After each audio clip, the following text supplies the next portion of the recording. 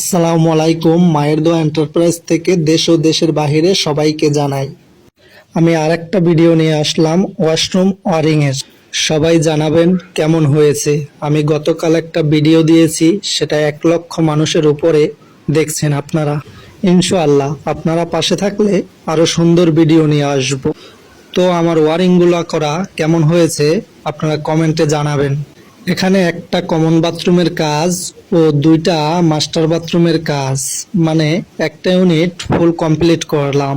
এখানে প্রতি ফ্লোরে 24টা বাথরুম আছে, প্রতি ফ্লোরে 8টা ইউনিট আছে। 16তলা বিল্ডিং এ মোট বাথরুম 362টা। ইনশাআল্লাহ সব ওয়ারিং শেষ করব। আপনারা পাশে থাকবেন, দোয়া ও ভালোবাসা রাখবেন আমার জন্য। আমার পক্ষ থেকেও সবার জন্য দোয়া ভালোবাসা রইল অবিরাম।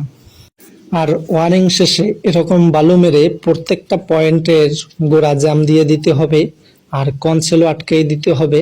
এতে কনসেল বা মিক্সার চড়ে নেওয়ার ভয় থাকে না, ও একজন মিস্ত্রি বাইরেও পরে ফিনিশিং কাজ করতে গেলে অনেক সুবিধা হয়। না হলে কল লাগাইতে গেলে ভিতর থেকে লড়ে, তখন একটা অসুবিধা হয়। তাই সবগুলো পয়েন্ট জ্যাম দিয়ে দিতে হবে।